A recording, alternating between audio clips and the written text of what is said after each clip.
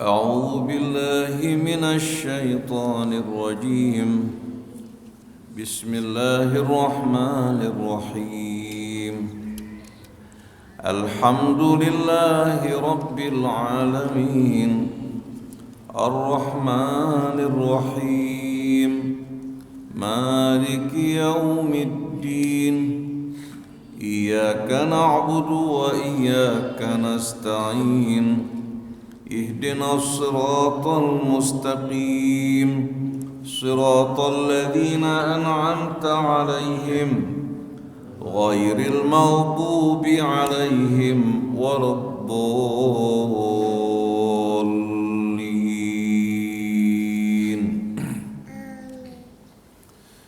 بسم الله الرحمن الرحيم.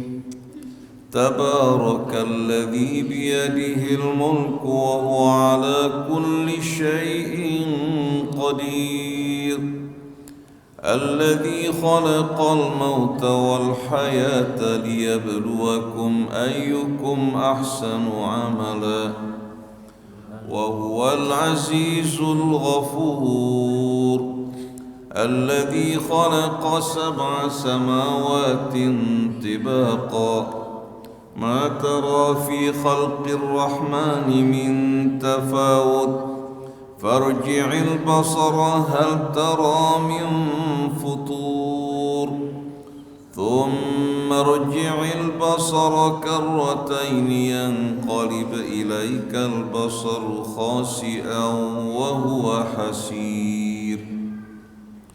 ولقد زينا السماء الدنيا بمصابيح وجعلناها رجوما للشياطين،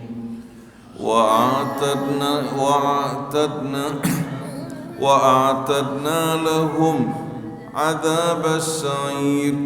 وللذين كفروا بربهم عذاب جهنم وبئس المصير.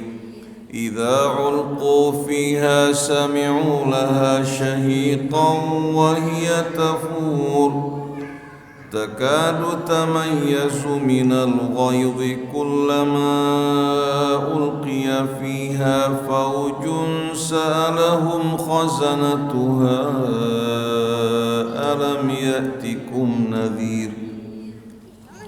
قالوا بلى قد جاءنا نذير فكذبنا وقلنا ما نزل الله من شيء إن أنتم إلا في ضلال كبير. وقالوا لو كنا نسمع أو نعقل ما كنا في أصحاب السعير، فاعترفوا بذنبهم فسحقا لأصحاب السعير.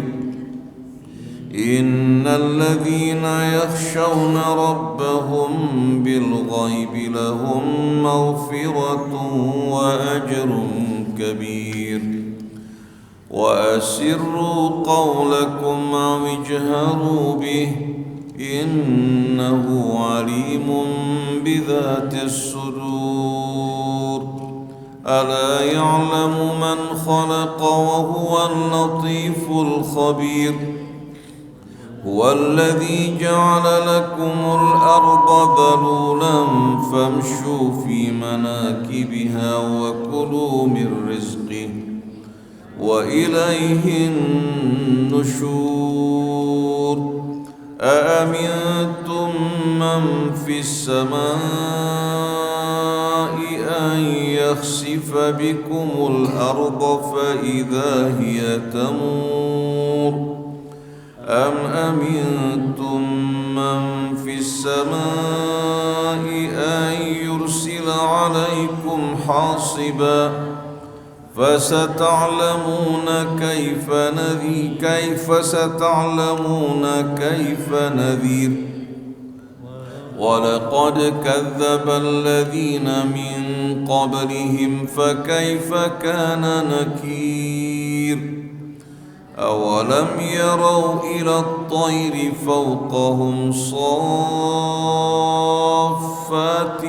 ويقبضن ما يمسكهن إلا الرحمن إنه بكل شيء بصير أمن هذا الذي هو جند لكم ينصركم من دون الرحمن إن الكافرون إلا في غرور أمن هذا الذي يرزقكم إن أمسك رزقه بل لجوا في عتو ونفور أفمن يمشي مكبا على وجهه أهدى أمن يمشي سويا على صراط مستقيم قل هو الذي أنشأكم وجعل لكم السمع والأبصار والأفئدة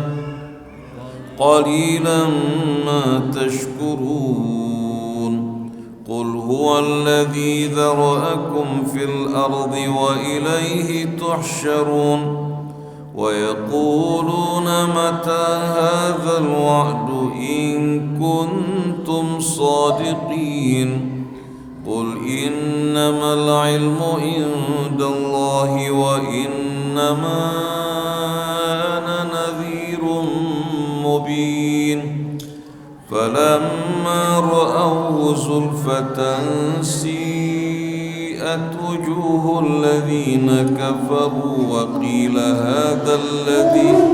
وقيل هذا الذي كنتم به تدعون قل أرأيتم إن أهلكني الله ومن معي أو رحمنا فمن يجير الكافرين من عذاب أليم قل هو الرحمن آمنا به وعليه توكلنا فستعلمون من هو في ضلال مبين قل أرأيتم إن أصبح ماؤكم غورا فمن يأتيكم بماء معين صدق الله العظيم وصدق رسوله الكريم ونحن على ذلك اللهم ارحمنا بالقرآن واجعله لنا إماما ونورا وهدى ورحمة اللهم ذكرنا منه ما نسينا وعلمنا منه ما جهلنا وارزقنا تلاوته آناء الليل وآناء النهار واجعله لنا حجة يا رب العالمين. Bismillahirrahmanirrahim. Para jamaah sekalian, alhamdulillah selamat berjumpa kembali. Allah Subhanahu wa taala anugerahkan atas kita semua kesehatan, keafiatannya. Semoga Allah menerima amal ibadah kita semua, menjadikan kita dari hamba-hambanya yang senantiasa dapat meningkatkan kebaikan-kebaikannya, bertaubat dari kesalahan dan dosa yang pernah diperbuat, dan hidup mempersiapkan diri untuk menghadapi hari akhir ketika Allah mengumpulkan kita, di mana harta, keluarga, dan seluruh kehidupan dunia ini tak akan berguna bagi kita kecuali yang datang ke hadirat Allah Subhanahu wa taala dengan hati yang benar-benar bersih.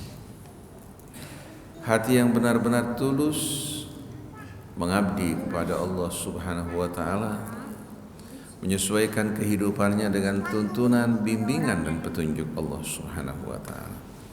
Dan semua ini tidak dapat kita lakukan kecuali dengan bimbingan, petunjuk dan bantuan dari Allah Subhanahu wa taala. Jadi saya ucapkan taqabbalallahu minna wa minkum wa ja'alana minal aidin wal faizin al ghanimin al faizin bi sa'adatid dunya wal akhirah. Para jamaah hadirin yang dirahmati Allah Subhanahu wa taala. Ini merupakan pengajian kita perdana ya untuk tahun ini. Sebagian jamaah mungkin banyak yang masih di luar kota atau yang masih berada dalam kesibukan halal bihalal. Insya Allah mudah-mudahan kita dapat melanjutkan sebagaimana biasa kajian kita pada setiap hari Ahad. Kalau kita lihat umpamanya lebih pagi, sebagian mungkin jamaah menganggap kalau siang mereka punya kegiatan-kegiatan yang berhubungan dengan acara keluarga. Kalau pagi mungkin lebih awal jam 8 hingga pukul 10 mungkin. Ya, kita lihat tapi kesiapan jamaah untuk apa? Kesiapan jamaah baik jarak tempuhnya mungkin bagi mereka. Kalau seandainya mereka mudah datang pada pukul 8 pagi, kita siap juga untuk memulai acara kita pukul 8 hingga pukul 10. Jadi orang yang punya kegiatan atau acara perkawinan tidak terhalang untuk menghadiri acara tersebut. Para jamaah sekalian, kita bertanya-tanya apa kira-kira pelajaran dan buah yang kita petik setelah kita keluar dari Ramadan selama 1 bulan. Dan kita semua sama-sama tahu bahwa Ramadan dengan puasanya dan Al-Quran mempunyai hubungan yang amat erat. Sebagian orang berpuasa di siang hari, bangun di waktu malam, berharap untuk mendapatkan malam Lailatul Qadar. Tapi kita harus ketahui bahwa malam Lailatul Qadar bukan merupakan tujuan dari apa? Dari ibadah siam yang Allah wajibkan atas kita semua. Tapi tujuan dari ibadah siam yang Allah wajibkan atas kita untuk memupuk dan menyuburkan ketakwaan dalam jiwa sanubari kita. Lalu kita bertanya, apa hubungan antara takwa dengan apa? Dengan Ramadan, siam, ya, dan Al-Quran. Karena Allah Subhanahu wa taala berfirman, "Syahrul Ramadan alladzi unzila fihi al-Quran hudan linnasi wa bayyinatin minal huda wal furqan. Faman syahida minkumus syahra falyasum. Wa man kana maridan aw ala safarin fa iddatun min ayyamin ukhra yuridullahu bikumul yusra wa la yuridu bikumul usra walitukmilul iddata walitukabbirullaha ala ma hadakum wa la'allakum tashkurun." Setelah itu ayat berikutnya, wa idza sa'alaka ibadi anni fa inni qarib ujibu da'watad da'i idza da'an falyastajibu li wal yu'minu bi la'allahum yarshudun. Coba sama-sama kita renungkan 2 ayat ini yang sering kita baca, tapi mungkin sebahagian kita kurang merenungkan dan meresapi. Bulan Ramadan yang diturunkan padanya Al-Quran. Sebelum Quran diturunkan, Ramadan merupakan bulan biasa yang tidak memiliki kelebihan dari bulan-bulan yang lain. Oleh karena itu, kalau kita kembali ke sejarah masa-masa sebelum Islam, bahkan sebelum diturunkan Al-Quran, tidak pernah sama sekali Ramadan disebutkan keutamaan maupun kelebihannya. Bahkan yang kita jumpai kebalikannya. Kata Ramadan diambil dari Ramad. Tahu Ramad ibu-ibu sekalian? Ramad itu menggambarkan bara yang apa? Yang menyala. Karena pada bulan tersebut kebiasaannya panas. Walaupun terkadang siklus berada pada musim dingin, tapi pada bulan Ramadan ya, itu merupakan bulan kebiasaannya ya, di mana orang merasakan panas yang luar biasa. Ditambah lagi suasana berpuasa kan? Suasana berpuasa. Jadi pada masa-masa sebelumnya Ramadan merupakan bulan biasa.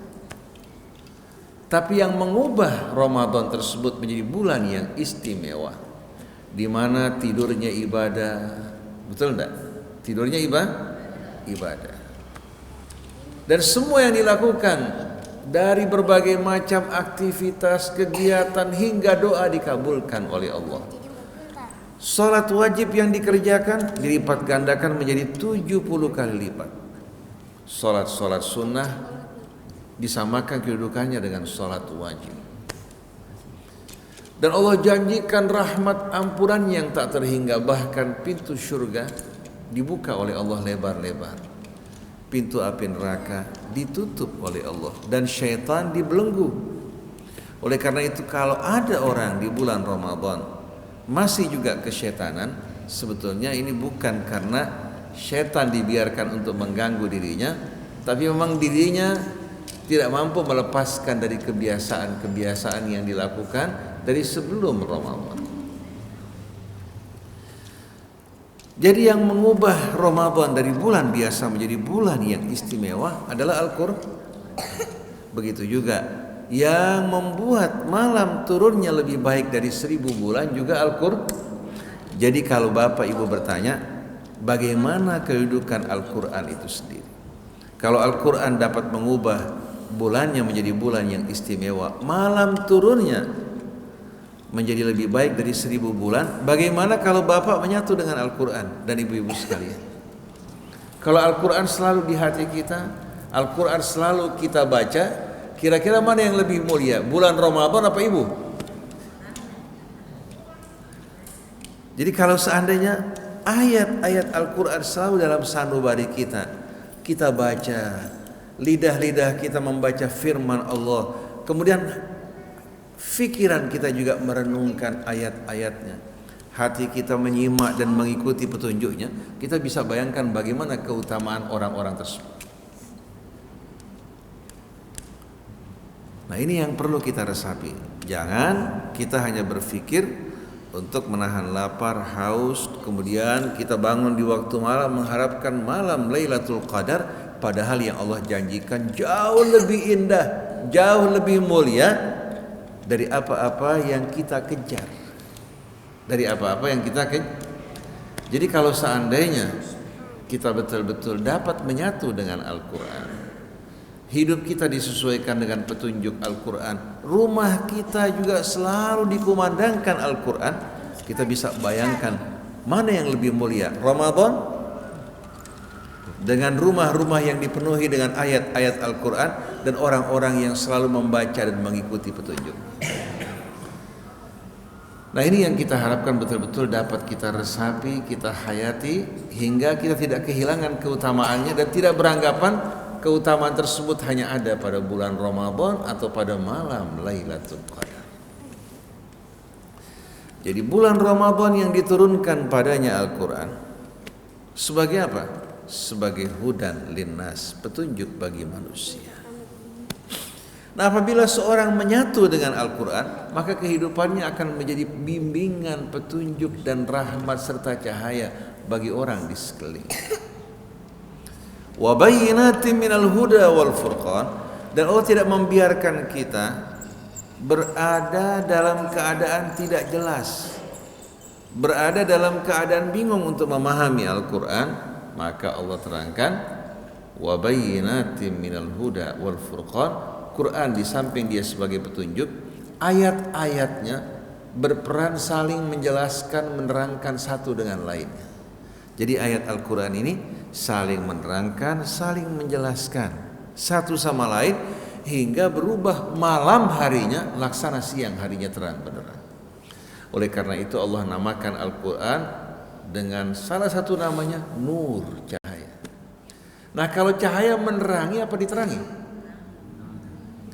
Jadi kalau seandainya sebagian orang mengatakan bahwa Al-Quran tidak jelas, maknanya berbeda-beda, sebenarnya itu kesalahan kembali kepada pemahamannya, metode pendekatan dia kepada Al-Quran. Memang kalau Al-Quran dibaca dalam menafsirkan ayat-ayatnya, dikembalikan kepada berbagai macam riwayat yang simpang siur berbeda-beda, akan membuat yang terang dikembalikan ke dalam kegelapan, yang meyakinkan dikembalikan kepada yang meragukan. Padahal seharusnya yang tepat dan benar, kegelapan diterangi oleh cahaya. Yang berbeda, yang simpang siur, yang tidak jelas, yang tidak meyakinkan, dikembalikan kepada rujukan yang meyakinkan. Itu yang seharusnya kita lakukan. Maka ketika Allah berfirman Allahu nurus samawati wal ard, sebetulnya menunjuk kepada Al-Quran. Karena ayat sebelumnya walaqad anzalna ilaikum ayatim mubayyinatin wa mathalan minal ladzina khalau min qablikum wa mau'izatan lil muttaqin. Setelah itu Allahu nurus samawati wal ard. Lalu Allah gambarkan cahaya yang terang benderang, itu menunjuk kepada Al-Quran. Maka pada akhir ayatnya Allah sebutkan yahdillahu linurihi may yasha. Lalu Allah sebutkan yang tadi itu wa yadribullahu al-amthala linnas, yang Allah umpamakan itu tadi perumpamaan mengenai cahaya petunjuknya yang terang benderang. Jadi kalau pendekatan seseorang dalam memahami Al-Quran mempergunakan berbagai macam riwayat, kemudian membatasi pemahaman ayatnya sesuai dengan riwayat-riwayat yang terkumpul di tangan kita, kita akan terjerumus dalam kebingungan. Akhirnya orang akan mengatakan apa? Bagaimana Allah perintahkan kita untuk mengikuti petunjuk Al-Quran, sedangkan Al-Quran maknanya tidak jelas? Manusia akan beralasan di hadapan Allah, ya Allah, bagaimana Engkau memerintahkan kami untuk mengikuti kitabmu, sedangkan kitabmu makna yang ditunjukkan tidak jelas dan berbeda-beda. Kalau seandainya terdapat makna-makna yang cukup banyak dari satu ayat, itu bukan berarti bahwa Al-Quran menunjukkan arti yang berbeda-beda. Sama sekali tidak. Tapi itu menunjukkan apa? Menunjukkan kekayaan. Kekayaan dari apa? Dari ayat-ayat tersebut yang penuh dengan makna-makna yang saling berkaitan menerangkan satu dengan lainnya. Contohnya apa? Kata Rabb dalam bahasa Arab. Ar-Rabb dalam bahasa Arab ya, itu mempunyai makna yang cukup banyak. Bisa berarti penguasa, pemilik, pengasuh, pemelihara. Sedangkan dalam bahasa Indonesia kalau kita terjemahkan kata Rabb, kita hanya dapat memilih satu apa? Maknanya. Contohnya Tuhan, penguasa, pemilik, pemelihara, pengasuh. Kita hanya dapat memilih salah satu apa? Oleh karena itu tidak mungkin kita menjumpai kata sepadan bagi kata Rabb. Ini kelemahan. Oleh karena itu sebagusnya kalau kita menerjemahkan kata Rabb, wa qala rabbukum ud'uni astajib lakum, dan Rabb kalian berkata. Lalu diterangkan arti Rabb itu apa, supaya makna-makna yang tercakup dalam kata tersebut dapat kita resapi dan kita faham. Kata wali dalam bahasa Arab bisa berarti apa? Bisa berarti pelindung, penolong, ya. Bisa menjadi apa? Kata wali itu pelindung, penolong. Bisa berarti juga mitra kerjasama. Ya. Nah, pada saat kita menerjemahkan kata wali ke dalam bahasa kita, tidak mempergunakan kata wali tersebut, kita hanya dapat memahami sepotong-sepotong dari ayat tersebut. Padahal makna-makna yang terkandung di dalamnya tercakup dalam kata wali. Nah, ini yang menyebabkan kenapa terjadi perbedaan ya, di antara sebahagian kita dalam menerangkan kata wali. Karena apa? Karena kita hanya mengambil salah satu maknanya, padahal makna-makna yang terkandung dalam kata wali ya, itu diantaranya pelindung, penolong, pembela, mitra, kerjasama yang penuh ketulusan di antara kita. dan makna-makna yang banyak yang tercakup di dalamnya. Oleh karena itu sebaiknya kita menerjemahkan kata wali juga mempergunakan kata tersebut. Jangan kalian mengangkat wali-wali dari selain orang-orang yang beriman. Lalu diterangkan makna-makna yang tercakup dalam kata tersebut tidak saling bertentangan satu dengan lainnya, tapi justru saling berkaitan dan menerangkan. Contohnya firman Allah, wal mu'minun wal mu'minat ba'duhum awliya'u ba'd. Orang-orang yang beriman sebahagian mereka menjadi pelindung, pembela, penolong, pembantu, pengayom sebahagian yang lain. Lalu terdapat ikatan kerjasama, ya'muruna bil ma'ruf wa yanhauna 'anil munkar wa yuqimuna shalah wa yu'tuna zakah wa yuti'una Allah wa rasulah. Begitu juga firman Allah, innama waliyukumullah wa rasuluhu walladzina amanu. Sesungguhnya wali kalian adalah Rasulnya dan orang yang beriman. Kita yakin bahwa penempatan kata wali untuk Allah berbeda dengan penempatan kata wali untuk Rasul. Begitu juga berbeda untuk orang yang beriman. Nah, bagaimana kita menerjemahkan dalam bahasa Indonesia? Sesungguhnya wali kalian yang sebenarnya adalah Allah. Artinya apa? Dia yang menciptakan kita, Dia yang melindungi kita, Dia yang berkuasa atas kita. Maka sesiogianya kita semua dalam apa? Dalam segala hal merujuk kembali kepada Allah. Kemudian mengingat Rasul merupakan utusan yang diutus oleh Allah Subhanahu wa taala untuk menyampaikan amanat pesan daripadanya, maka hubungan wala antara kita dengan Rasul dengan sendirinya atas izin Allah dan perintah Allah, ketaatan kepadanya, mengikutinya, mencintainya, menghormatinya, memuliakannya, dan menerima apa yang datang daripadanya. Begitu dikaitkan dengan orang yang beriman, walladzina amanu, dan orang-orang yang beriman, mengingat orang-orang yang beriman mempunyai visi yang sama, tujuan yang sama, ikatan kerjasama yang sama, maka dengan sendirinya tidak mungkin orang yang beriman akan memilih orang yang tidak beriman sebagai pemimpin mereka yang mengatur kehidupan mereka. Jadi sebetulnya tidak terdapat pertentangan dalam memahami ayat tersebut, tapi satu kata terkadang kaya dengan makna dan semua tercakup dalam kata tersebut. Nah, ini yang mesti kita resapi, kita hayati ya. Oleh karena itu alangkah indahnya kita dalam memahami Al-Quran, kembali kepada Al-Quran yang menerangkan ayatnya satu dengan lainnya, hingga tidak lahir interpretasi pemahaman yang asing dari Al-Quran itu sendiri. Tidak melahirkan pemahaman-pemahaman yang asing, yang ganjil, yang bukan berasal dari Al-Quran. Karena kalau dikembalikan kepada interpretasi manusia yang bebas atau kembali kepada riwayat, akan terjadi pertentangan dan perselisihan. Betul nggak Ibu sekalian? Jadi alangkah indahnya untuk kita memahami Al-Quran dengan jelas dan gamblang. Kita kembali kepada Al-Quran itu sendiri sebagaimana firman Allah, Allahu nazzala ahsanal hadits kitaban mutasyabihan mathaniya. Allah menurunkan sebaik-baiknya firman, kitab yang ayatnya maknanya mutasyabihat, benar-benar serupa, saling menerangkan satu dengan lainnya.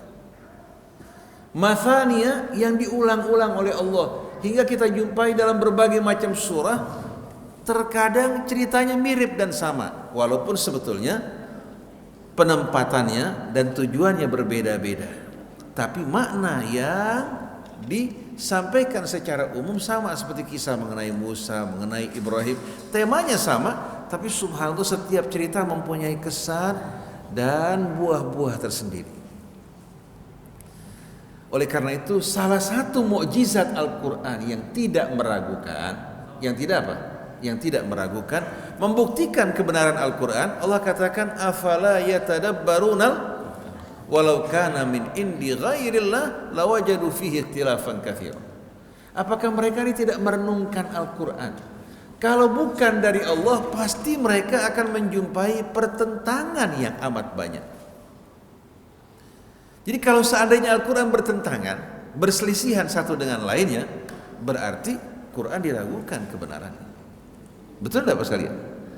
Jadi mereka-mereka yang berusaha memperselisihkan Al-Quran, sebetulnya mereka-mereka orang-orang yang benar-benar mengikuti hawa nafsu mereka, bukan menyesuaikan hawa nafsu mereka dengan petunjuk Al-Quran. Jadi hudan linnas, Quran merupakan petunjuk bagi manusia, wa bayyinatin minal huda wal furqan. Allah juga turunkan ayat-ayat yang menerangkan dari petunjuk tersebut agar kita tidak mengalami kebingungan dan kesamaran.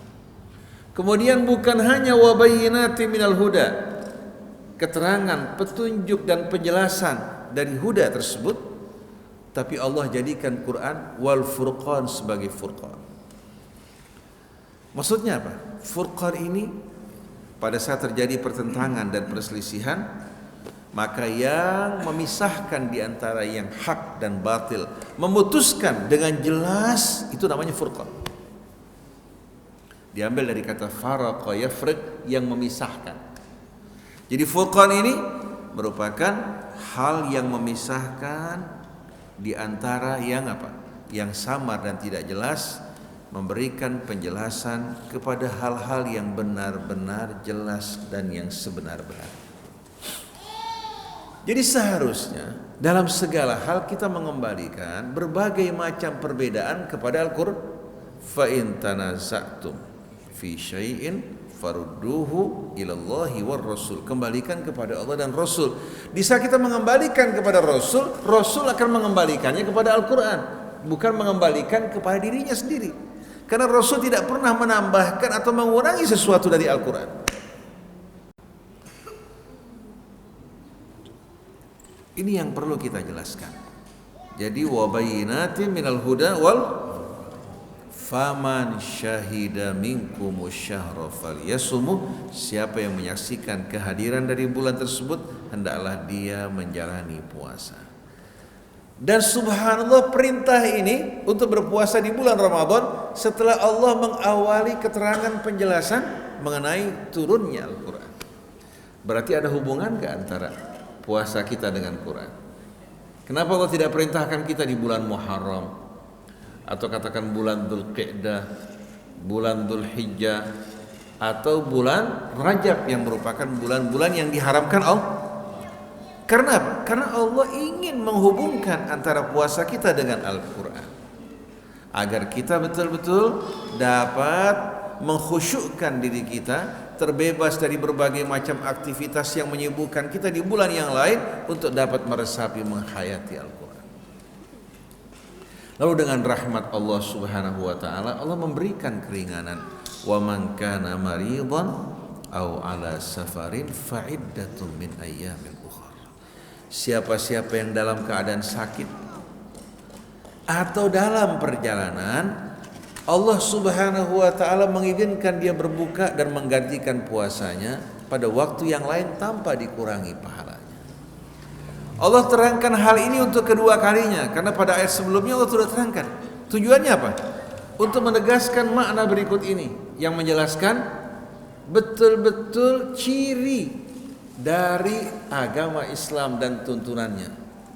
Yuridullah bikumul yusra wala yuridu bikumul usra. Sesungguhnya agama Allah ini Subhanahu wa taala yang bersumber dari petunjuk dan kehendaknya menginginkan apa? Kemudahan bagi kalian, dan tidak menginginkan kesulitan bagi kalian. Jadi agama sebetulnya pada dasarnya menginginkan kemudahan buat kita. Tapi yang menginginkan kesulitan siapa? Kita yang mencari-cari kesulitan buat diri sendiri, hingga agama itu berat untuk kita pikul. Saya mau tanya, kira-kira kalau orang berumah tangga menikah, dalam Islam mudah apa tidak? Yang membuat sulit siapa? Kita. Undangan saja, kartu undangan bisa ada yang 5.000, 10.000, 25.000 rupiah. Memberatkan enggak? Dimulai dari orang kaya, dicontoh semua orang kampung.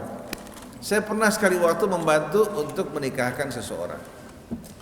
Kita bikin acara sederhana, kita undang, cukup banyak yang datang. Lalu pihak perempuan, rumah mereka sederhana, sampai pintu kamarnya pun hanya merupakan apa? Merupakan hordeng tirai.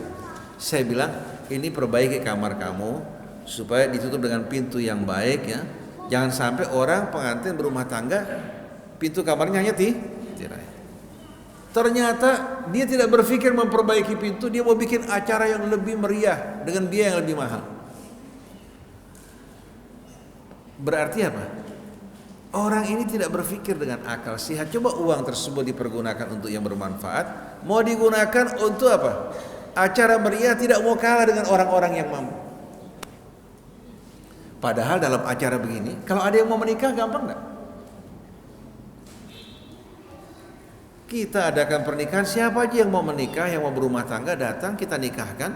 Kemudian di rumah dia bikin acara, dihadiri oleh orang-orang yang menghadiri apa? Pengajian dan mengharapkan ridha Allah. Doa mereka lebih utama enggak? Mana yang lebih baik? Ibu-ibu sekarang yang datang ke pengajian sama ibu-ibu yang di resepsi? Yang di pengajian datang mengharapkan ridha Allah, yang ke resepsi berlomba-lomba untuk berpakaian lebih baik dari yang lain. Betul enggak? Jadi kalau kita mau mengikuti petunjuk Allah, mudah agama. Tapi yang bikin sulit dari mulai kartu undangan, kemudian sewa pelaminan, sewa pelampang, sewa kursi, belum lagi ucapan terima kasih saja menjadi beban. Apa yang kita mau berikan nih? Bayangkan coba. Jadi akhirnya kita membuat kesulitan buat diri sendiri, pada tujuan perkawinan itu untuk menjaga kehormatan dan membantu pasangan pria wanita untuk dapat apa? Untuk dapat menjalankan agama Allah. Nah, kalau seseorang mengeluarkan 1 miliar, setelah kelar perkawinan dia ngontrak rumah dengan 50 juta. Kira-kira orang pintar apa orang bodoh? Orang bodoh. Nah, ibu-ibu jangan jadi orang bodoh. Kalau ibu-ibu sekarang punya uang mau menikahkan anak-anak, kalau perlu pernikahannya tidak terlalu mewah, setelah itu belikan rumah buat anak kita. Betul nggak ibu-ibu sekalian? Jadi kembali kepada agama Allah itu sendiri, tidak pernah agama itu ingin mempersulit hambanya. Yuridullah bikumul wala yuridu bikumul usra. Kalau orang tidak mampu, kalau orang tidak apa? Tidak mampu berpuasa karena sakit atau dalam perjalanan, dia tidak perlu berpuasa menggantikan puasanya pada waktu yang lain. Kalau dia sakit tidak diharapkan kesembuhan sama sekali, dia cukup membayar fidyah. Kalau seorang wanita hamil atau menyusui, kondisinya lemah, ada orang hamil, Allah kasih subhanallah nggak ada bedanya dengan orang-orang yang tidak hamil, sehat, segar, beraktivitas. Ada yang baru hamil beberapa hari saja, sepanjang waktu muntah-muntah, tidak bisa makan sampai diinfus. Selama berbulan-bulan itu tidak mampu beraktivitas. Beda antara orang yang seperti ini dengan orang yang sehat. Oleh karena itu seorang melihat dirinya, kalau dia hamil, dia berpuasa tidak berhalangan, yang penting dijaga pertumbuhan janinnya pada saat buka, makan makanan yang sehat, yang baik, yang dapat menjaga kesehatan janinnya. Saya punya anak 7, kebetulan bertepatan di bulan Ramadan hamilnya. Sepanjang Ramadan hamil, berpuasa tidak ada halangan apa-apa sama sekali. Nah, di saat dia hamil, kemudian dia apa? Dia tidak mampu berpuasa, membayar fidyah. Ada yang mengatakan harus mengqadha puasanya, ada yang mengatakan tidak perlu. Tapi kalau kembali kepada Al-Quran, wa antasumu khairul lakum in kuntum ta'lamun, dia bayar fidyah. Kalau dia ingin juga puasa pada waktu sehat, menggantikannya itu akan lebih baik, tapi tidak harus. Begitu juga ibu yang menyusui anaknya. Ibu yang menyusui anaknya,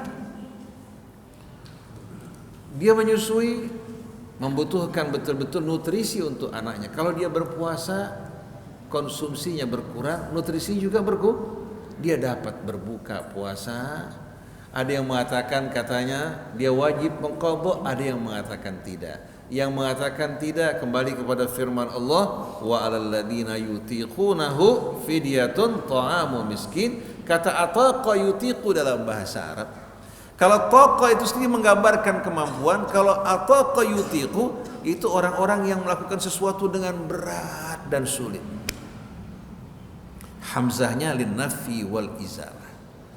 Jadi mereka yang mengalami kesulitan berat berpuasa karena terkena penyakit yang menaun, karena sudah tua, kakek-kakek, nenek-nenek, atau orang yang kata menyusui anaknya, atau dalam kondisi mengandung, dia membayar fidyah. Kalau dia berpuasa, setelah itu akan lebih baik baginya, karena puasa merupakan amal ibadah yang menyehatkan kita baik lahir maupun batin. Seorang sholat tidak mampu berdiri, duduk. Tidak mampu duduk, berbaring. Dia tidak mampu berwudu, bertayamum. Tidak mampu kedua-duanya, tanpa bertayamum dan wudu dia sholat, yang dikatakan faqidut tuhrain. Ini merupakan rahmat dari Allah Subhanahu wa ta'ala. Seorang dalam keadaan musafir, dia diizinkan menjamak sholatnya. Jarak tertentu mengqashar sholatnya. Bahkan dalam keadaan tidak musafir, dia dibolehkan menjamak sholatnya tanpa mengqashar. Contohnya ibu kalau menyusui anak kan sering kena kencing kan, bajunya kencing. Kenapa? Kalau dia tidak menjamak sholatnya, dia harus mengganti-ganti bajunya berulang kali. Tapi kalau dia menjamak sholatnya zuhur dan asar, tidak menyulitkan diri. Merupakan rahmat kemudahan dari Allah Subhanahu wa ta'ala. Oleh karena itu, bagaimana kita bisa mengatakan agama itu menyulitkan? Dalam sholat tadi Bapak Ibu tahu semuanya. Dalam puasa juga begitu. Yuridullah bikumul yusra wala yuridu bikumul. Berkaitan dengan haji. Wanita-wanita dari sahabat Nabi dan para sahabat mengatakan apa? Masuk ila Rasulullah sallallahu alaihi wa alihi wasallam an syai'in quddima au ukhira fil haji illa wa qala fa'al wala haraj. Thumma tala qaulullah ta'ala ma ja'ala alaikum fid dini min haraj. Rasulullah sallallahu alaihi wasallam enggak ditanya mengenai sesuatu dalam haji. Bagaimana kalau kita mengerjakan ini lebih dulu ya Rasulullah? Bagaimana kalau ini di belakang? Rasulullah katakan lakukan tanpa ada kesempitan. Orang mau jumrah lebih dulu silahkan, mau tawaf ifadah lebih dulu juga silahkan. Begitu juga pada saat orang mabit di Muna, ya Rasulullah mengatakan kami menjaga domba kami, ternak kami tidak dapat mabit. Rasulullah katakan lakukan. Lagi yang mengatakan kami menjaga harta kami tidak dapat mabit, Rasulullah izinkan. Menunjukkan apa? Bagi yang berhalangan, Allah berikan jalan keluar. Fa inna ma'al usri yusra. Inna ma'al usri yusra. Dalam segala hal, kalau ada kesulitan, ada kemudahan. Orang dalam keadaan terdesak tidak terdapat makan kecuali hanya babi, Allah wajibkan dirinya makan babi untuk menyelamatkan diri. Ini merupakan rahmat dan karunia dari Allah. Oleh karena itu dalam prinsip Nabi kita Muhammad sallallahu alaihi wasallam yang mengacu kepada Al-Qur'an, ma khayyara Rasulullah sallallahu alaihi wa alihi wasallam illa waqtara aisarahuma ma lam yakun haraman. Fa idza kana haraman kana ab'adan nasiyan. Rasulullah sallallahu alaihi wasallam tidak diberikan pilihan di antara dua hal, kecuali selalu memilih yang paling gampang, yang paling mudah, kecuali kalau menyangkut hal yang haram. Kalau sudah menyangkut yang haram, Nabi orang yang paling jauh dari yang haram. Ini merupakan riwayat yang masyhur di antara sahabat Nabi kita Muhammad sallallahu alaihi wasallam, di mana Nabi tidak ingin mempersulit bagi umat. Pernah sekali waktu, sebagaimana riwayat dalam Sahih Muslim, dalam riwayat yang bermacam-macam, Nabi menjamak di antara zuhur asar, maghrib dan isya, tapi bukan dalam keadaan musafir, bukan dalam keadaan hujan. Ditanya, ya Rasulullah, lima jama'ta baina salatain? Dijawab, hatta la uhrija ala ummati, agar aku tidak mempersempit dan memberatkan bagi umatku. Jadi yang membolehkan jamak bukan hanya safar, sakit, hujan, atau kondisi tertentu membolehkan orang menjamak di antara dua salat. Itu bukan hanya terdapat dalam satu buku, bahkan dalam riwayat yang bermacam-macam, hingga ulama Al-Azhar seperti Syekh Atiyah Saqar dan lain sebagainya, bahkan di saat ada pertemuan di DPR di Mesir, mereka menjamak zuhur asar. Kenapa? Karena riwayat-riwayat dari Nabi membolehkan hal tersebut untuk tidak memberatkan umatnya, asal jangan setiap saat dilakukan. Orang kadang-kadang supir taksi sebagai contoh, supir taksi sama orang yang pergi ke Sukabumi, kira-kira lebih banyak mana di mobil? Supir taksi, betul enggak? Terkadang dia macet di jalan, atau ibu-ibu mau kondangan, Ibu-ibu keluar dari rumah, kalau ibu jamak zuhur asar ingat enggak? Kalau enggak ntar kondangannya sempurna, sholatnya berantakan. Betul enggak? Apalagi kalau seandainya pulangnya malam, akhirnya sholat tidak dilakukan dengan cara yang baik. Apalagi ibu-ibu nggak gampang seperti laki-laki berwudu, bersuci. Betul nggak ibu sekalian? Tapi ibu-ibu sekalian yang keluar dari rumah melakukan sholat menjama agar tidak mengabaikan sholat dan meremehkannya, itu akan lebih baik. Bapak ibu tahu enggak, ini sebetulnya masalah dibahas dalam buku-buku fikih yang merujuk kepada riwayat yang cukup ma'ruf. Tapi sayangnya fikih-fikih yang berkembang di masyarakat ini fikih yang menyulitkan. Kalau orang baca katakan al-um, beda dengan membaca buku-buku fikih yang di bawah. Al-um ditulis oleh Imam Syafi'i kan, atau imla dari Imam Syafi'i. Tapi sayangnya orang tidak merujuk ke atas, tapi mengklaim bahwa ini merupakan mazhab Syafi'i, padahal itu salah satu pendapat dari pengikut Imam Syafi'i. Jadi agama nggak ada yang menyulitkan sama sekali. Tapi herannya orang yang suka mempersulit agama Allah, apalagi dalam ritual, terhadap yang haram doyan. Aneh nggak? Sama yang haram doyannya luar biasa. Agama dipersulit. Kan luar biasa. Ini banyak kisah-kisah kejadian. Dia rentenir, tapi kalau masalah furu agama, ini nggak benar, ini bid'ah. Padahal dia seorang rentenir. Aneh nggak? Dia pegang-pegang tasbih, tapi main perempuan sama minum. Dia bilang Indonesia agama penuh dengan bid'ah. Pegang-pegang tasbih, nanya, minta dicariin perempuan. Bayangin coba. Mengherankan apa enggak? Tapi kalau bicara agama seolah-olah orang yang paling apa? Ada seorang perempuan rambutnya riap-riap. Rambutnya riap-riap. Jenazah orang tuanya mau didoakan, dilarang sama dia. Jangan ikut campur urusan kita. Bayangkan riap-riapan, dia mengatakan di bid'ah, enggak ada sama sekali tanda-tanda. Seperti yang pernah kita kemarin, ketika orang tuanya baca Allah malaka sumtu wa bika amantu, dia ribut, disesatkan orang tuanya. Jadi kalau kita mau lihat ada pemahaman agama yang kita anggap berlebihan, sebetulnya dari orang-orang yang sakit. Orang yang di satu sisi dia berbuat yang tidak-tidak, di sisi yang lain ingin menutupi kekurangan dia, sikap yang tidak benar dengan sikap yang ekstrim dalam agama. Seperti kejadian di beberapa tempat orang melakukan bom bunuh diri. Waktu diteliti diperiksa latar belakangnya, ternyata orang ini sebetulnya mengalami gangguan jiwa. Orang-orang yang melakukan hubungan homoseksual. Seorang homo. Dia merasa tertekan, gak mampu meninggalkan penyakitnya. Ada yang menawarkan buat dia langsung masuk ke dalam surga menerima ampunan. Masuk surga, kamu gak sulit, dosa kamu diampunin, pasang ini hizam, ya. Kemudian kamu ledakkan di kantor polisi. Mereka merupakan tohut, ya, orang-orang yang memusuhi Allah Subhanahu wa Ta'ala. Akhirnya dia masuk ke masjid, ke kantor polisi, kemudian dia ledakkan dirinya. Waktu diteliti, ternyata mereka orang-orang yang punya gangguan jiwa. Mereka ingin kembali pada Allah bertobat, tapi tidak berdaya di hadapan hawa nafsunya. Nah, orang yang mendoktrin mereka memanfaatkan kelemahan-kelemahan jiwa mereka. Jadi kita ingin betul-betul pemahaman agama kita ini sehat, bersih, sesuai dengan petunjuk Al-Quran, bimbingan nabinya, bukan dengan kembali kepada mereka orang-orang yang sakit, orang-orang yang mengalami gangguan-gangguan jiwa. Tapi kita ingin betul-betul mengembalikan umat kepada petunjuk Allah Subhanahu wa Ta'ala. Jadi yuridullah bikumul yusra wala yuridu bikumul usra. Allah bukan hanya mengatakan Allah menginginkan kemudahan bagi kalian, bahkan menegaskan kembali tidak menginginkan kesulitan bagi kalian.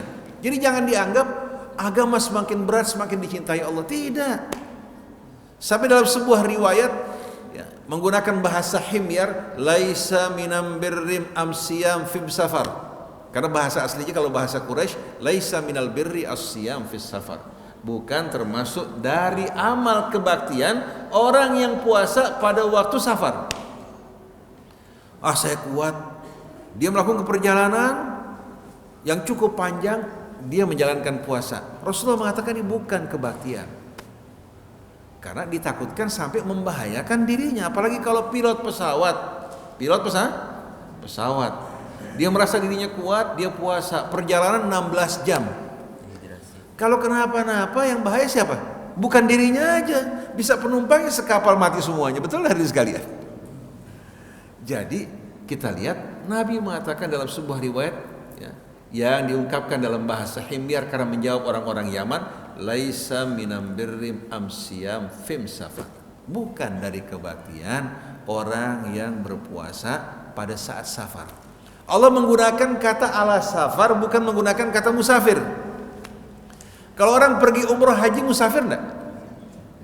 Musafir kan? Kalau dia tinggal di Mekah selama seminggu, di Madinah selama seminggu, dia musafir apa ala safar? Dia musafir tapi bukan ala safar. Kalau ala safar itu lagi di perjalanan. Oleh karena itu orang di Mekah kalau pergi Ramadan, walaupun dia musafir tinggal di hotel bolak-balik ke masjid, dia boleh berpuasa. Mau ngapain gak puasa? Betul enggak?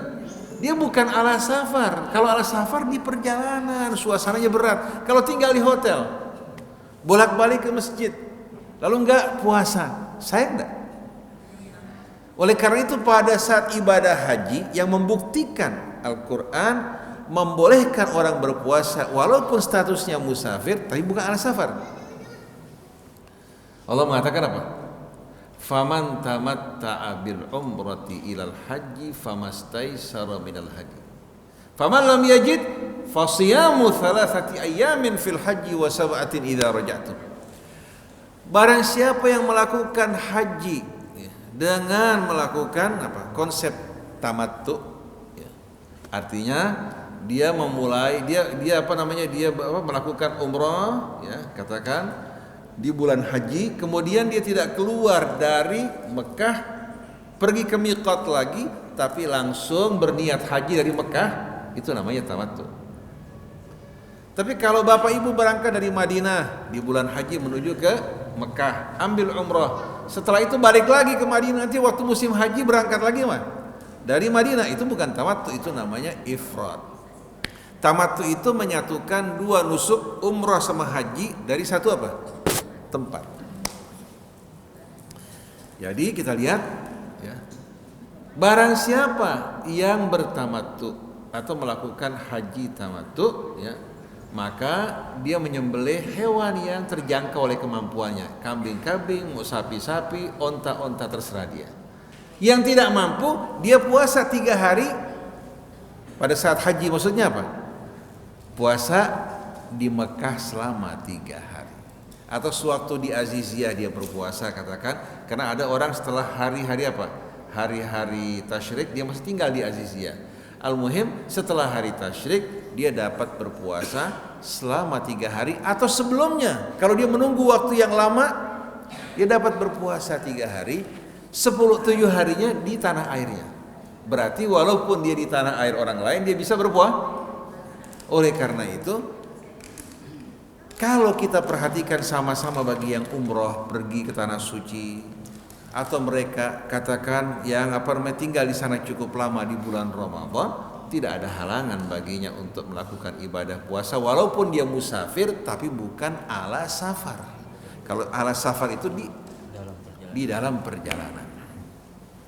Jadi semua tuntunan agama menginginkan kemudahan bagi kita, tidak ada yang menginginkan kesulitan.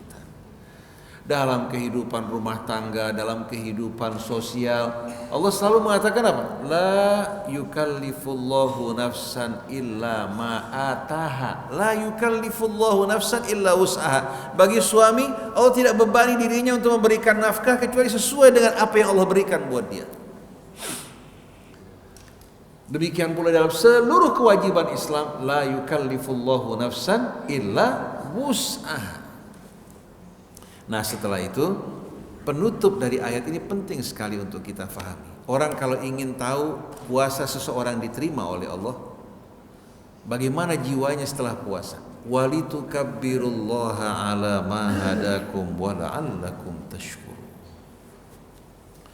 Tujuan dari semua ibadah tadi, petunjuk Al-Quran sebenarnya untuk mengantarkan kalian menjadi manusia-manusia yang membesarkan dan mengagungkan Allah Subhanahu wa Ta'ala, dan mengantarkan kalian untuk menjadi hamba-hamba yang bersyukur. Saya ingin tanya pada para jamaah, kalau kita umat Islam bersama-sama yang kita besarkan, yang kita agungkan Allah, kira-kira kita berselisih enggak? Tapi sebahagian kita mengagungkan kelompoknya, mengagungkan golongannya, mengagungkan partainya, mengagungkan dirinya. Bagaimana mungkin kita akan bersatu?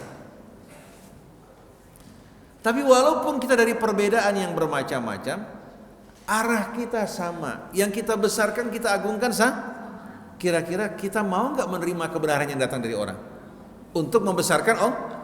Tapi kalau yang kita besarkan diri kita, bagaimana mungkin kita akan bersatu? Oleh karena itu, ibu bapak perhatikan nggak dalam sholat berapa kali kita bertakbir? Dalam sholat maghrib saja berapa kali kita bertakbir? Bayangkan coba, coba renungkan. Kita berpindah-pindah dari rukun ke rukun bertakbir. Kita resapi nggak takbir kita? Cuma sebahagian orang salah kaprah. Orang kalau mulai sholat niatnya harus dimasukkan dalam takbir. Karena awal sholat takbir, maka niatnya harus masuk ke dalam takbir. Mengikuti definisi yang dibuat oleh mereka sendiri, qasdu syai'i muqtarinan bi fi'li, niat itu menunjukkan sesuatu diiringi dengan pekerjaannya. Akhirnya waktu dia takbir bukan meresapi kebesaran keagungan Allah, dia berusaha masukkan atau nyelipkan niat ke dalam takbir, padahal hatinya cuma satu. Hatinya cuma satu. Ma ja'alallahu li rajulin min qalbaini fi jawfi. Allah tidak menciptakan dua hati dalam apa? Jauf, ya, seseorang. Akhirnya dia takbir, orang imam sudah bertakbir, makmum sholat di belakangnya, ada yang di rakaat kedua baru masuk, di rakaat ketiga baru masuk, ada yang imam mau salam baru Allahu Akbar duduk. Allahu Akbar. Dan saya jumpai di Mesir saja, bukan orang bodoh, orang yang tamat dari LC, ya, yang ambil satu jurusan yang cukup bagus, takbirnya mengganggu orang semua. Kenapa? Dia ingin masukkan niatnya ke dalam takbir. Padahal sebetulnya maksud dari definisi tadi, niat itu seorang yang meniatkan sesuatu diiringi dengan pekerjaannya. Jangan seperti orang-orang di kampung, diajak mampir, mangga, insya Allah, tapi jalan terus. Betul enggak? Disuruh puasa, saya udah niat, tapi nggak dikerjain. Begitu juga sholat, kita niat di hati kita mengerjakan sholat maghrib, cukup udah niat dengan penuh ketulusan. Setelah itu takbir, membesarkan Allah, resapi takbirnya. Setiap kali kita bertakbir menyebutkan nama Allah, resapi kebesaran keagungan Allah. Masa belasan kali dalam satu rakaat kita bertakbir tidak kita resapi? Kalau orang mengulang-ulang betul-betul takbir, diresapi, dihayati, insya Allah akan membuat bapak ibu tidak akan gentar menghadapi kehidupan. Karena kehidupan ibu dibantu, didukung oleh Allah yang maha besar, yang menciptakan segala sesuatu. Maka Ibrahim tidak gentar menghadapi api, karena api merupakan ciptaan Allah. Kalau api membakar kayu, membakar orang-orang kafir, ternyata tidak kuasa untuk membakar Ibrahim yang hatinya membesarkan dan mengagungkan Allah.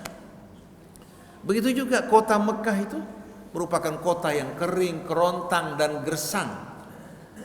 Manusia dalam jumlah besar tanpa bantuan Allah akan binasa di tempat tersebut. Apalagi dalam kesendirian, kesepian, tapi dengan rahmat Allah, Allah membuka kehidupan bagi Hajar, bagi apa? Ismail, dan bagi orang-orang yang berdiam di sana.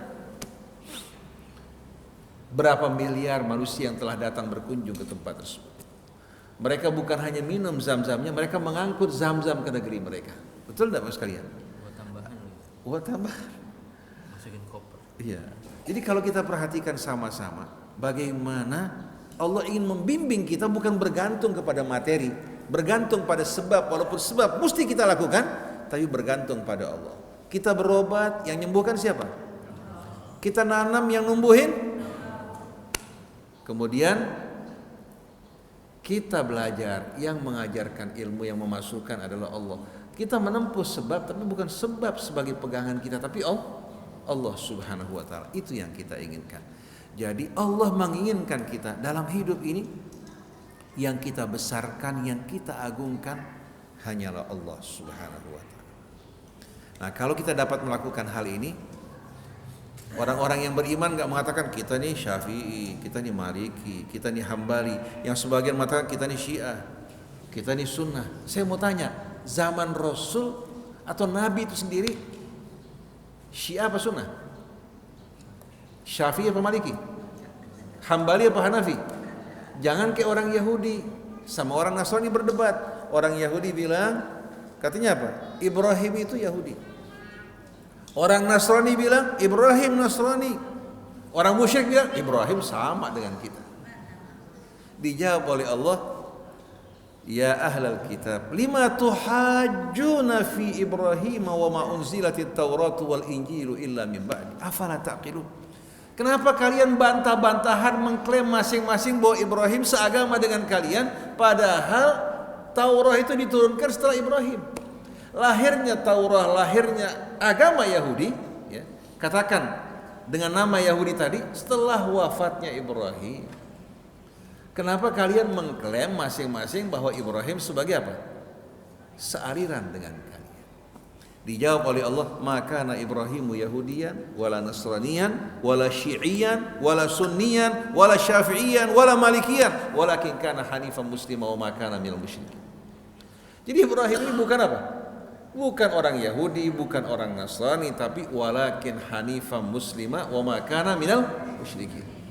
Jadi kita ini semua orang yang beriman, orang-orang yang berserah diri pada Allah. Kalau ditanya apa identitas kamu, katakan muslim. Dan nahnu muslimun.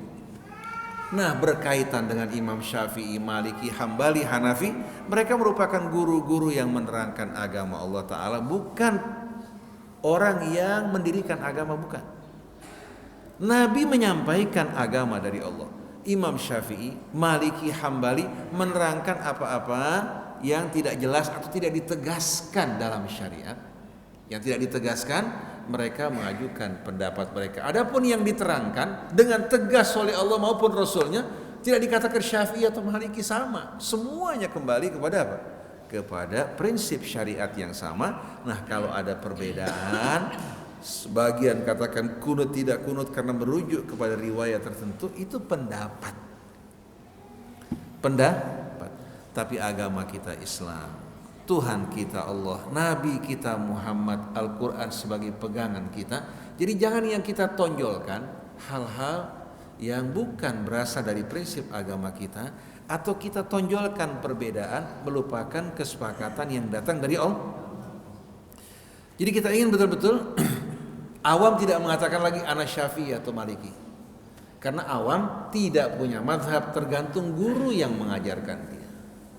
Sampai Imam Tajuddin Subki mengatakan al-ammi la madhabalah. Orang awam gak punya madhab. Yang tahu perbedaan madhab itu apa?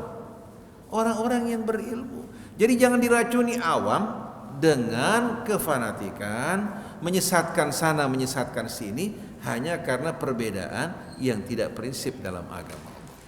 Terkadang yang kita anggap rendah lebih baik dari kita. Jadi bisa saja orang awam yang menjalankan agama dengan tulus dan khusyuk, yang kita anggap tidak sempurna, lebih diterima amalnya oleh Allah dibandingkan kita semua. Oleh karena itu masing-masing berdoalah untuk saudaranya, mengajak ke arah persatuan, mengajak ke arah kecintaan kepada Allah. Nanti Allah akan berikan petunjuk bagi kita yang terbaik bagi kita semua. Walitukabbirullaha ala ma hadakum, yang terakhir wala'allakum tashkurun, agar kalian menjadi hamba-hamba yang bersyukur. Kalau kita menjadi orang yang penyukur, kira-kira kita mungkin gak berkeluh kesah, mungkin tidak menuduh Allah dengan tuduhan yang tidak benar. Hati kita akan penuh dengan luapan kebahagiaan, karena kebahagiaan ini apa? Akan mendorong seorang hamba bersyukur pada Allah Subhanahu wa ta'ala. Nah, orang-orang yang beriman, yang membesarkan, mengagungkan Allah, pasti hati mereka penuh dengan luapan rasa syukur kepada Allah. Dia akan bersyukur dengan hidayah yang Allah berikan kepadanya. Dia akan bersyukur dengan kitab yang Allah turunkan menjadi nur, bersyukur dengan memberikan petunjuk dia menjadi orang-orang yang beriman masuk ke dalam agamanya. Dia tidak akan bertepuk dada membanggakan diri, tapi dia akan bersyukur kepada Allah. Walitukabbirullaha ala ma hadakum, agar kalian mengagungkan Allah, membesarkan Allah atas hidayahnya bagi kalian, wala'allakum tashkurun, dan agar kalian menjadi orang yang bersyukur. Nah, ayat berikutnya kalau Bapak Ibu perhatikan, ini turun dalam suasana Ramadan juga. Wa idza sa'alaka ibadi anni fa inni qarib. Kalau hambaku bertanya padamu, di mana aku? Sesungguhnya aku amat dekat. Allah enggak mengatakan faqul inni qarib, katakan. Karena kalau pakai katakan masih ada jarak. Tapi fa inni qarib, aku ini amat dekat dengan dirinya. Saya mau tanya sama ibu, pernah enggak sekejap Allah meninggalkan ibu? Kalau Allah tinggalkan ibu sekejap aja jantung ibu langsung berhenti. Nah, yang suka meninggalkan Allah siapa? Kita. Betul enggak? Enggak pernah sekejap pun Allah meninggalkan kita, tapi kita yang hobi meninggalkan Allah. Kalau kita merasa cukup, merasa kuat, merasa punya, mau diatur, emang uang-uang siapa? Badan-badan kita, uang-uang kita, jangan ikut campur urusan kita. Begitu jatuh, melarat, belangsak, baru angkat tangan minta sama Allah Ta'ala. Betul enggak? Nah, yang menjabat di atas, yang berkedudukan tinggi, tidak mau diatur dengan hukum Allah karena merasa dirinya kuat. Tapi begitu jatuh, pensiun, baru masuk ke masjid, minta doa sama ulama, mau tobat. Setelah kekuasaannya hilang. Kalla innal insana la yatgha an ra'ahu istaghna. Ternyata manusia ini benar-benar melampaui batas, bersikap congkak karena merasa dirinya cukup. Jadi wa idza sa'alaka ibadi anni fa inni qarib, kalau hambaku bertanya pada kamu di mana aku, sesungguhnya aku dekat. Ujibu da'watad da'i idza da'an. Aku betul-betul berjanji untuk mengabulkan permohonan hambaku di saat dia memohon pada aku. Allah berjanji untuk mengabulkan doa kita kalau betul-betul kita mohon pada Allah. Tapi betul enggak kita mohon pada Allah? Yakin gak Allah akan mengabulkan doa kita? Karena kalau hati kita punya rasa buruk sangka terhadap Allah, atau kita bukan mohon pada Allah walaupun yang kita sebut Allah, tapi hati kita bukan apa? Berisikan harapan kepada Allah, Allah tidak akan kabulkan doa kita. Setelah itu falyastajibu li wal yu'minu bi. Kalau mereka ingin dikabulkan, mereka juga harus mengabulkan dan menyambut seruan dan panggilan Allah Subhanahu wa taala. Dan berimanlah kepadaku agar mereka mendapatkan bimbingan dan petunjuk. Jadi syarat dikabulkan doa seperti yang Allah sebutkan tadi, orang yang ingin dikabulkan doanya pada saat Allah memanggil, menyeru dirinya, hendaknya dia menyambut. Yang cepat menyambut seruan Allah, Allah juga cepat mengabulkan doanya. Falyastajibu li wal yu'minu bi. Hendaklah mereka menyambut seruanku, panggilanku, ajakanku, dan berimanlah kepadaku, la'allahum yarshud. Jadi Bapak Ibu sekalian, saya ingin tanya, ini ayat khusus hanya untuk orang kaya aja apa enggak? Untuk orang kaya yang berkedudukan, yang menjabat di atas, apa ini ayat diperuntukkan untuk semua hamba-hambanya? Nah, kalau Bapak Ibu yakin berserah diri kepada Allah Subhanahu wa taala, tidak ada satupun kesulitan dalam hidup ini, kebutuhan melainkan Allah Subhanahu wa taala akan memenuhi harapan dan kebutuhan kita. Jadi kesimpulannya, dari suasana siam di bulan Ramadan yang dihubungkan dengan Al-Quran, bahkan fokus utamanya Al-Quran, yang membuat Ramadan menjadi bulan yang istimewa, malam turunnya menjadi lebih baik dari 1000 bulan. Lalu Allah perintahkan kita untuk melakukan ibadah siam dalam rangka untuk membimbing kita menjadi orang yang membesarkan, mengagungkan Allah dan bersyukur kepada-Nya. Oleh karena itu, di saat orang mengatakan Allahu Akbar,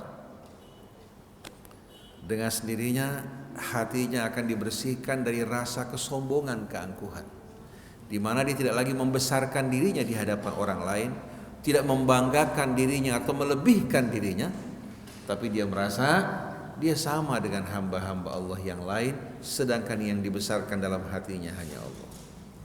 Sebagaimana dia hanya membesarkan Allah dan tidak sama sekali membesarkan dirinya, dia juga tidak akan membesarkan orang lain. hingga membuat dirinya minder, membuat dirinya rendah, membuat dirinya betul-betul merasa kecil karena yang besar di hatinya hanya Allah. Oleh karena itu lihat Bilal, Salman Al-Farisi. Begitu dia beriman, apa yang terjadi? Dari seorang yang tadinya statusnya sebagai hamba sahaya, tahu-tahu berubah menjadi orang merdeka, berani mengajukan kritikan dan protes. Pada masa jahiliyah dulu, perempuan kira-kira punya peran gak, keberanian untuk mengkritik laki-laki? Dulu pada masa jahiliyah, kalau seorang laki-laki meninggal dunia punya istri beberapa orang, itu istrinya menjadi warisan buat anaknya. Betul. Jadi seorang anak kalau menyukai salah satu ibu tirinya, dia ambil sorban, dikalungi di lehernya, ini bagian saya. Sampai Allah katakan wala tankihu ma nakaha abaukum minan nisa illa ma qad salaf innahu kana fahishatan wa maqtan wa sa'a sabila. Jangan kalian nikahi apa-apa yang pernah dinikahi oleh orang tua kalian. Itu perbuatan keji, perbuatan yang dibenci Allah dan jalan yang salah.